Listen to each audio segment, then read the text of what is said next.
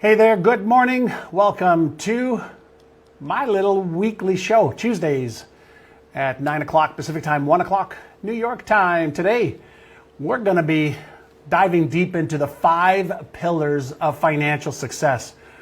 And the reason I chose this topic for today is a lot of people think that the answer to becoming wealthy is making more money. And that is probably one of the furthest things from the truth. And I'll explain why in just a moment. If you don't understand the 5 pillars, chances are that you will never really have accumulated wealth that you can retire comfortably and live the lifestyle that you really want to live. I know it's a big, bold statement, and you'll understand why in just a few moments. I'm going to be sharing with you why making more money is not the answer.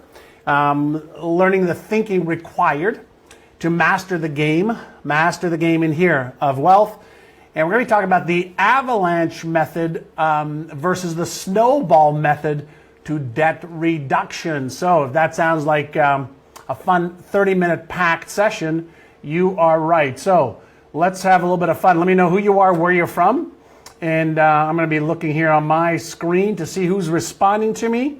As always, if you like what I'm doing, hit the share button, and let's get the word out to many more people on, on what we're doing here every Tuesday. All right, so lots of people watching right now. So the 5 pillars of financial success. If you have just joined me, all right. For some reason, my internet speed is a little bit slow today, but here we go. Great, we got.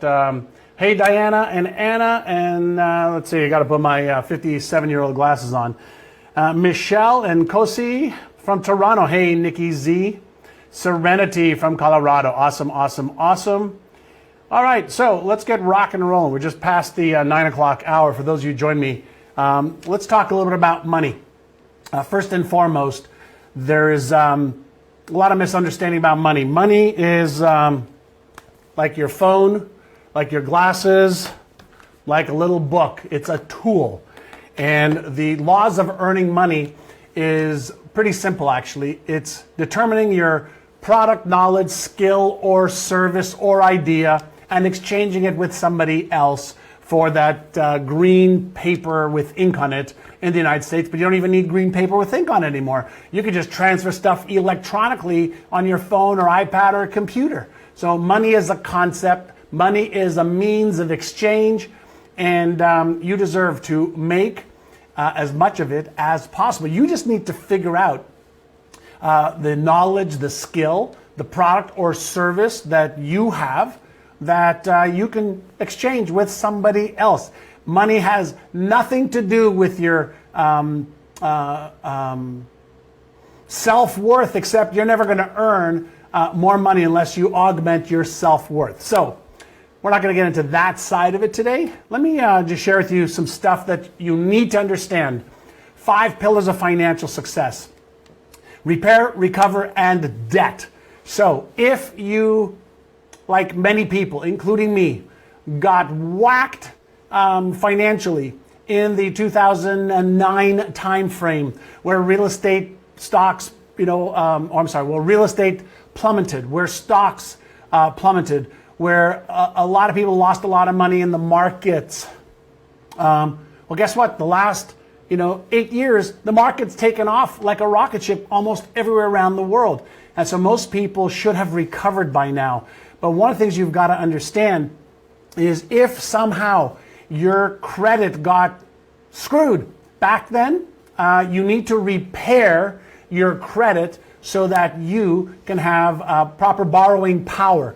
And that means you need to recover. And most people have never thought of their financials in a perspective of, what do I need to do to repair and recover from any of the downsides of whatever may have happened to you? So that's the first thing you've got to take care of if that is you.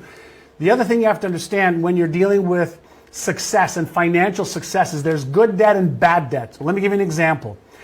Let's say you could borrow money for 3 or 4 or 5%, and you can invest that money and you can make 10, 12, 15, 20%. That's considered good debt. Let's say you could buy real estate and properly leverage it, not overly leverage it. and you are on the upswing of a real estate market. That means that your money can actually work for you and increase in the proportion of the amount of real estate that you buy versus the amount that you used to put a down payment on the real estate. You have to understand how to use debt to make money when the time is right. And that is a function of knowledge and skills. Not hoping, not praying, not wishing. These are raw, hard skills that you can learn. So you've got to understand how to repair, recover, and you've got to understand how to use debt effectively. But you also must understand a little bit of the psychology of getting out of debt if you have debt. So here is something for you to think of. I'm just going to take a look here to see how many of you are online and communicating. Hey there, Susan and Jordan and Robin. Nice to have you on. And great. Okay, so let me share with you, I mentioned to you before that I'm going to talk about the Avalanche and the Snowball Method of financial debt and getting rid of debt. So here is what some people say is the best thing to do. It's called the Avalanche Method. And what happens with the Avalanche Method is you list all of the debt that you have from highest to lowest interest rate. Okay? Or from the highest amount to the lowest amount. And then you start to make a minimum payment on each of those debts. Okay? And so you might make, a $50 payment on the top one, a $10 payment on the next one, another 10 or 50 or 100 or $1,000 payment on the next one, and a little bit on every one of the debts. Now, from simply a brain perspective, right? Guess what we do here at NerdGym? We focus on how does the brain process this. So when you have a lot of debt and you pay a little bit on each one, a lot of people, and this may be you, it may not be you, because I'm going to show you in a moment the Snowball Method, which seems to work really well for a lot of people from a neurological perspective. But when you have a lot of debt and you see a little bit of payment going to each one, for some people, it just feels like an avalanche of debt is still there. And so purely from a brain perspective, for some people, this avalanche method of getting out of debt causes a lot of stress. And when there's a lot of stress in the brain, the fear center activates. Actually, when the fear center activates, that is one of the precursors of stress. You actually shut down your left prefrontal cortex, which is the genius part of your brain that can help you figure out how to make more money to pay off your debt. So the Avalanche Method can create a lot of prolonged neurological stress, which causes you to what? Lose your motivation. Instead of the Avalanche Method, here is a Snowball Method for you to consider. And that is when you take all of your debts and you list them from the smallest amount to the highest amount, and you pay off, put all the money that you can afford to pay every single week or month towards paying off that debt, you get a bigger dopamine release because you're actually knocking off some of the debt in bigger chunks and in their entirety at first. And so when you do that and you're releasing dopamine in the brain and you feel good, you actually activate the left prefrontal cortex of your brain, which then says, well, how can I do this faster? So you're getting a lot of very, very active dopamine releases, which causes you to want to pay off the debt faster. So here's a question for you, just so I know. Do you prefer the Snowball Method or do you prefer the Avalanche Method? Which one do you prefer? So I'm going to try and teach you some stuff, then we're going to get into a couple more of the 5 pillars. That was the first pillar only, repair, recovery, and debt, understanding it and getting rid of it. So who likes the Snowball? Who likes the Avalanche? Let's see who we've got over here. And by the way, if you like this, do me a favor, hit the share button and hit the like button as well, because I can see when you hit the like button. All right. So Jordan, Snowball for you. Michael, Snowball. I see we got a lot of snowballers out here, right? Snowball Method. So most people never create a list of their debt because they're afraid of it, and you can't be afraid of it. You have to work on it diligently in a small, methodical, organized fashion, and dig yourself out of whatever snowfall you've got. Okay, so lots of snowballers here. Okay. So first pillar done. Let's talk about the second pillar here, and that is earning. In our Winning the Game of Money program, I get a chance to see tens of thousands of people who are looking to win the game of money. And I can't tell you how many people, I would say over 90% of the people that are in these programs, maybe over 80%, do not know the difference between the activities to make money and the activities to get ready to make money. All right, so let's have a little bit of fun. Are you willing to have a little bit of fun with me? The more you participate, the more you'll learn, by the way. That's just the way the brain works. And so can you write down one money-making activity? Okay? One money-making activity. Let's take a look at what you write down. What is a money-making activity? If you want to make money today, what's a money-making activity? All right? And it doesn't matter if you have a job or you have a business or you don't have a job or a business. What's one money-making activity? Let's have a little bit of fun. So let me see your responses. So Dave, it's not fair. You know the answers. All right? So Justin's bank robbery. Yes, Justin, that is a money-making activity, and it'll probably put you in jail when you get caught, right? So Susie says, pick up the phone and talk to a prospect. Bingo, Susie. Selling something you don't need. And this is going so fast. This is awesome. Signing a listing agreement. Okay. Knocking on doors to get clients. Come on, keep it coming. Selling your painting. Personal development is not a money-making activity. Giving English lessons to somebody who's going to pay you for them is. So sales calls, lead generation is a process to make money once you have the prospect and then you're on the phone with them or they're on your landing page and making some decisions. That's making money. Higher paying clients, well, selling illegal drugs, yeah, you can do that. Okay, so I think you're starting to get the picture. Many of you, if you're reading the the list over here. So there are things that make you money. So for example, I could take my glasses if I wanted to make money, and I can go see who in the complex where my office is needs these glasses, and I could sell it to them. I could take some face cream that I have here and see if I could sell this if I want to be in the selling business. I could take furniture that I have at home that I don't need or art and put it in the newspaper, okay, and try to sell that through the newspaper. So here's the thing that I want you to understand. Getting ready, like taking pictures of the furniture, putting an ad in the paper, those are precursors to making money. But what most people don't know is what are the money-making activities that I need to do, whether it's every day, every week, or every month. So if you have a job, then obviously you're trading your time for a paycheck.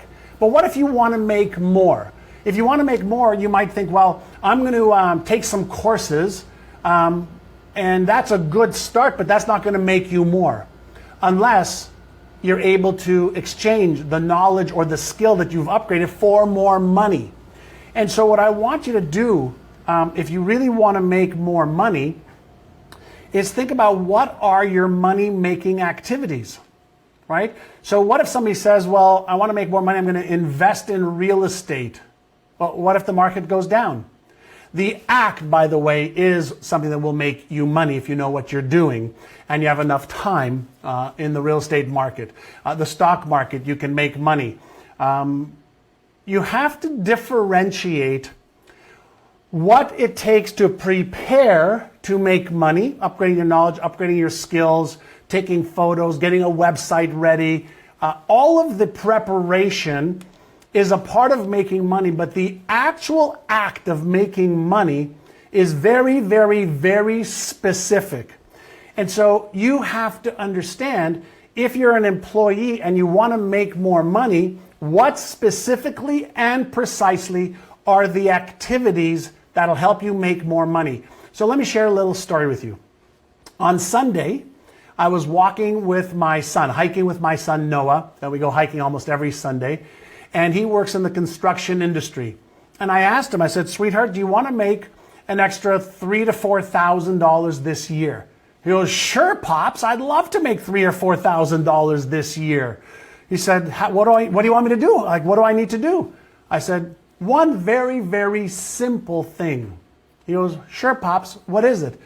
I said, go to your boss tomorrow morning on Monday and let him know that you would like a $2 an hour raise if he feels you have earned it because you've worked with him for the last 6 months. Now, Noah right now is 21 years old. He's making $18 an hour. And he went on Monday morning and took one money-making activity, and within less than 10 seconds, his boss says, sure, Noah, you're worth it. Now, you may be thinking, how did I come up with, $3,000 or $4,000 a year?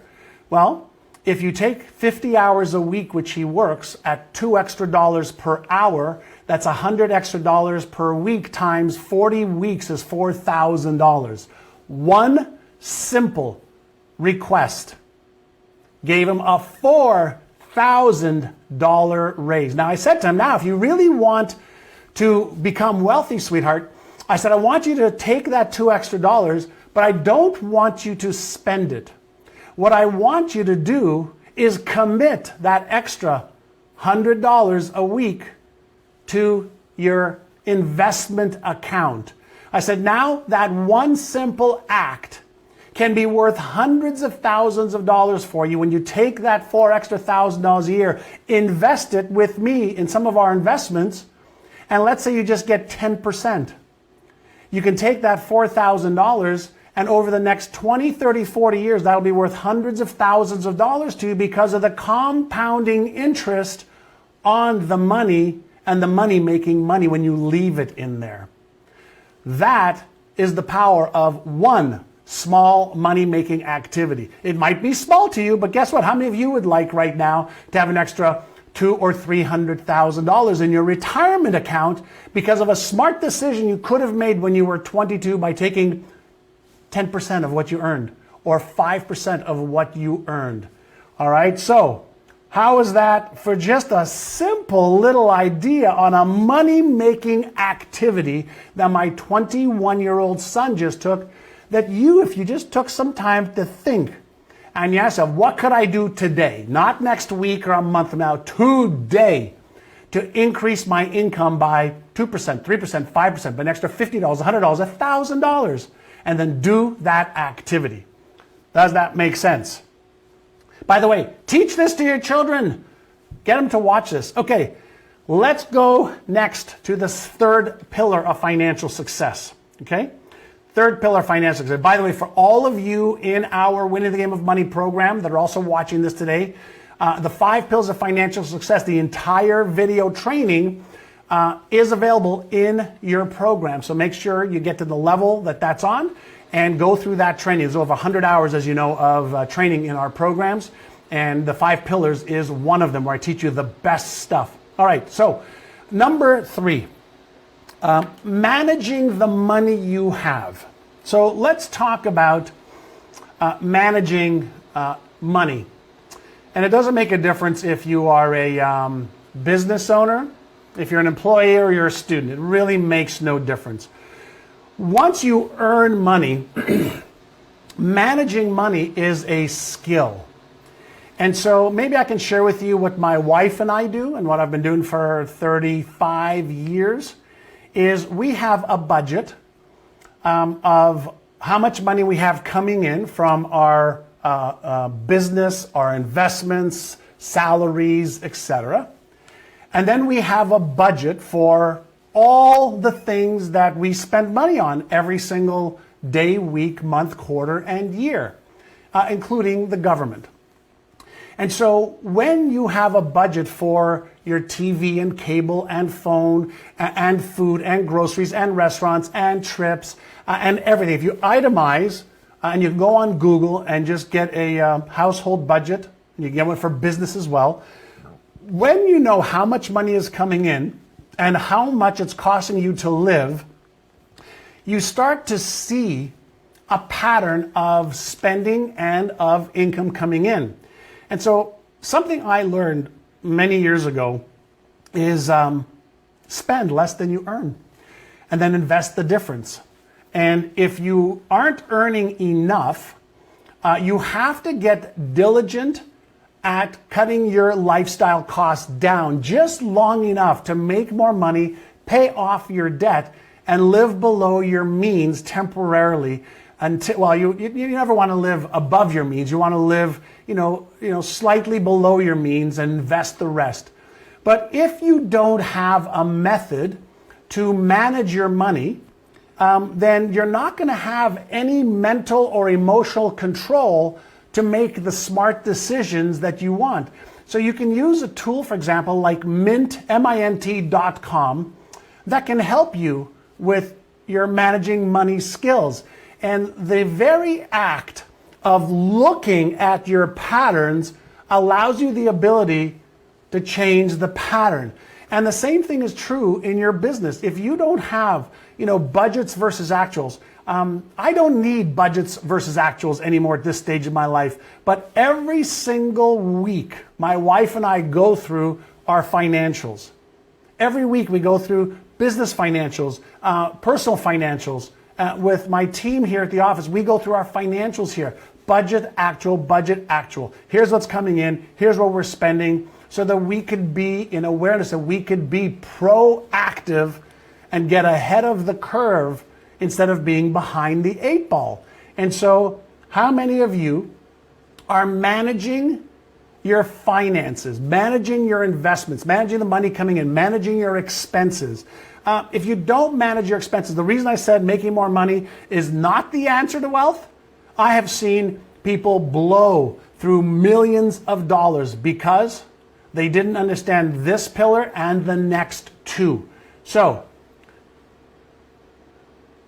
let me see your feedback. By the way, if you're liking this, hit the share button. Show me some love here, all right? Hit the share button. So, managing is number 2. And then the next pillar is investing. And so I learned many, many years ago, there's a couple of really good books. There's a book called The Wealthy Barber. There's another book called The Richest Man in Babylon. And there's one other book, I don't remember that one, around investing. So how do you start to invest? The easiest, best way that I know how is based on something that I teach called the habit is more important than the intensity at first, or the amount at first. The habit is more important than the intensity or the habit at first. Let me explain. If you're not used to investing on a regular basis, what you want to do is take either a dollar amount, whether it's every day, depending on how you get paid, or every week or every month, and you develop the habit of taking a little bit off the top right away. There are apps that you can get that every time you spend money on your credit card, it'll take the change and invest it for you. Change, just change.